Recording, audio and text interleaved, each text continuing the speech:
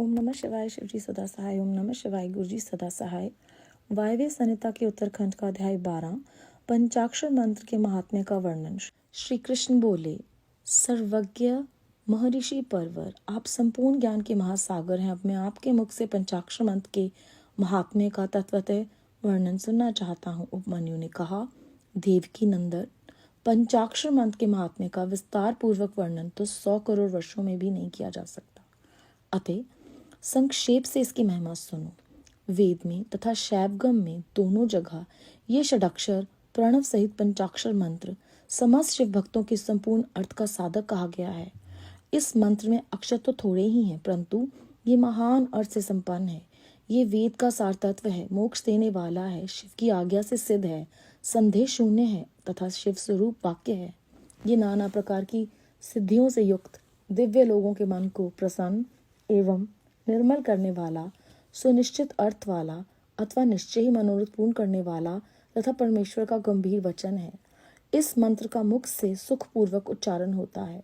सर्वज्ञ शिव ने संपूर्ण देहधारियों के सारे मनोरथों की सिद्धि के लिए ओम नमः शिवाय मंत्र का प्रतिपादन किया है। यह आदि षडाक्षर मंत्र संपूर्ण विद्याओं अर्थात मंत्रों का बीज अर्थात मूल है।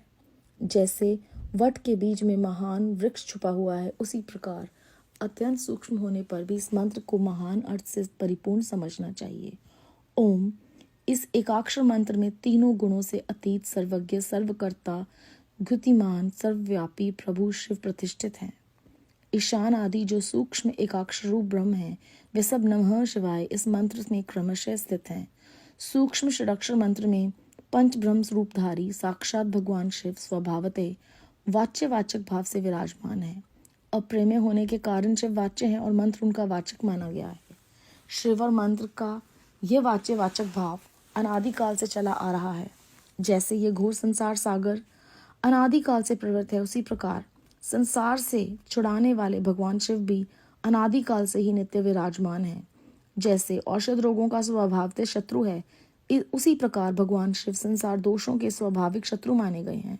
यदि ये भगवान विश्वनाथ न होते तो ये जगत अंधकार में हो जाता, क्योंकि प्रकृति जड़ है और जीवात्मा अज्ञानी, अतः इन्हें प्रकाश देने वाले परमात्मा ही हैं।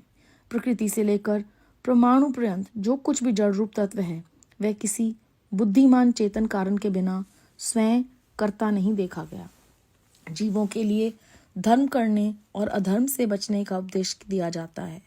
उनके बंधन और मोक्ष भी देखे जाते हैं। अतः विचार करने से सर्वज्ञ परमात्मा शिव के बिना प्राणियों के आदि सर की सिद्धि नहीं होती। जैसे रोगी वैद्य के बिना सुख से रहित हो कलेश उठाते हैं, उसी प्रकार सर्वज्ञ शिव का आश्रय न लेने से संसारी जीव नाना प्रकार के कलेश भोगते हैं। अतः यह सिद्ध हुआ है कि जीवों का संसार सागर से उद्धार करने वाले स्वामी अनादि सर्वज्ञ परिपूर्ण सदाशिव विद्यमान है।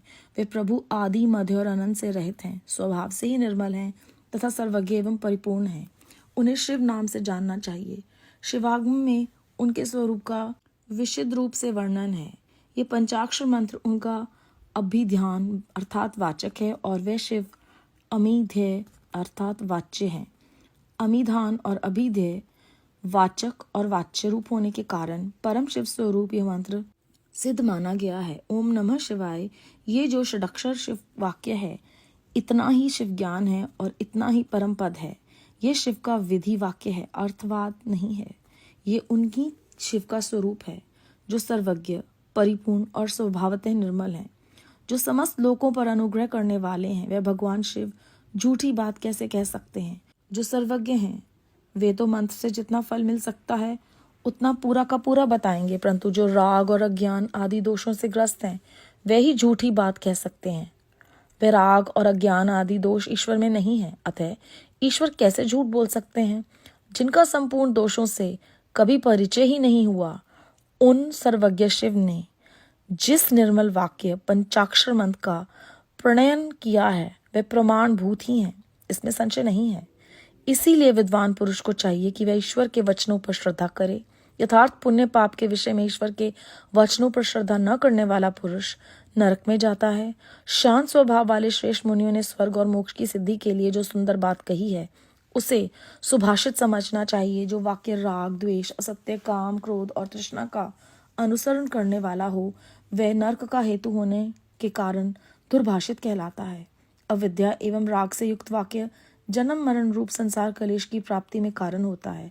अतः वह कोमल, ललित अथवा संस्कृत संस्कार युक्त हो तो भी उससे क्या लाभ, जिसे सुनकर कल्याण की प्राप्ति हो तथा राग आदि दोषों का नाश हो जाए।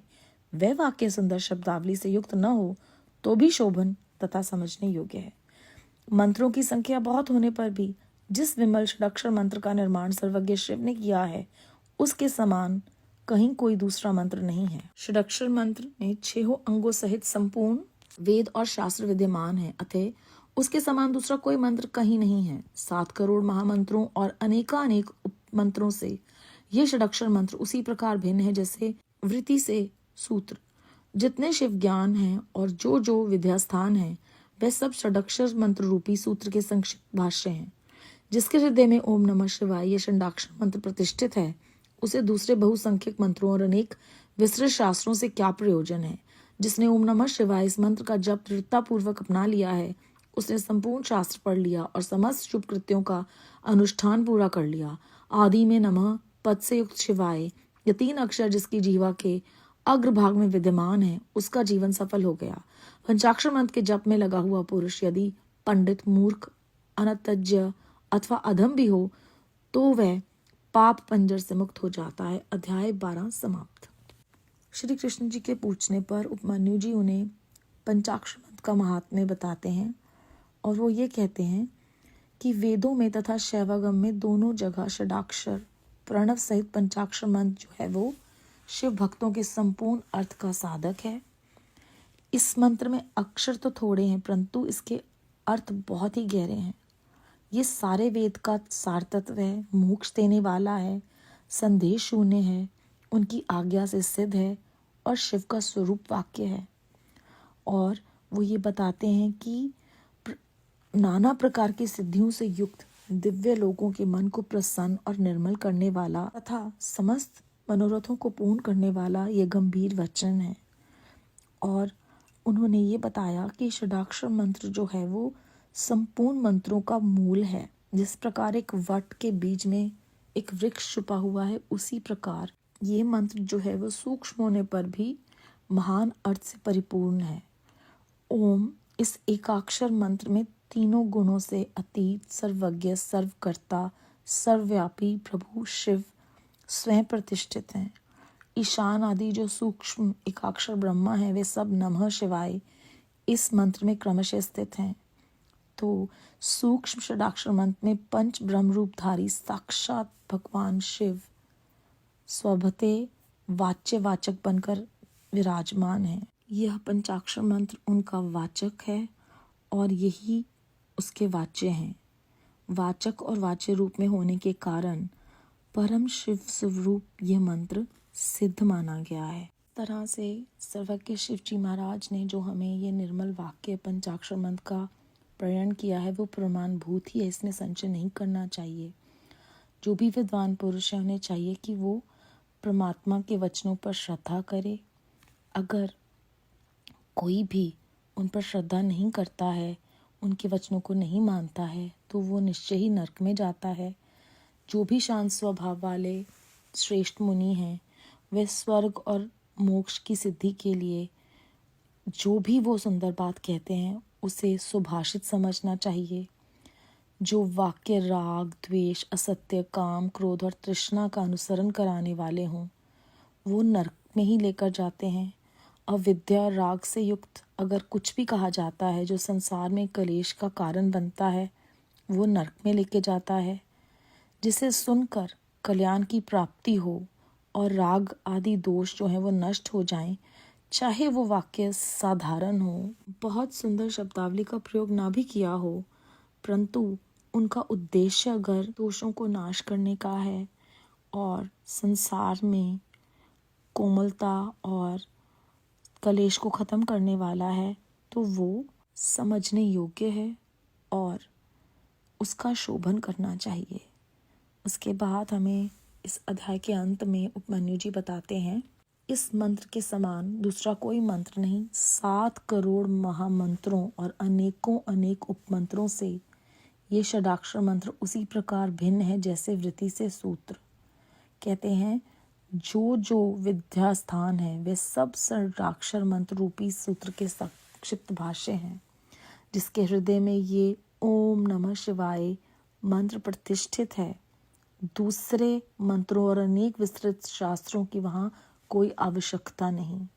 जो ये जप दृढ़ता पूर्वक अपना लेता है उसने संपूर्ण शास्त्र पढ़ लिया और समस्त शुभ कृत्यों का अनुष्ठान पूरा कर लिया। जिसके भी मुख पर ये मंत्र विद्यमान है उसका जीवन सफल हो गया।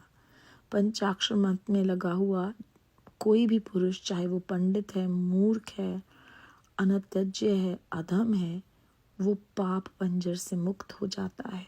हम सच में बहुत भाग्यशाली हैं।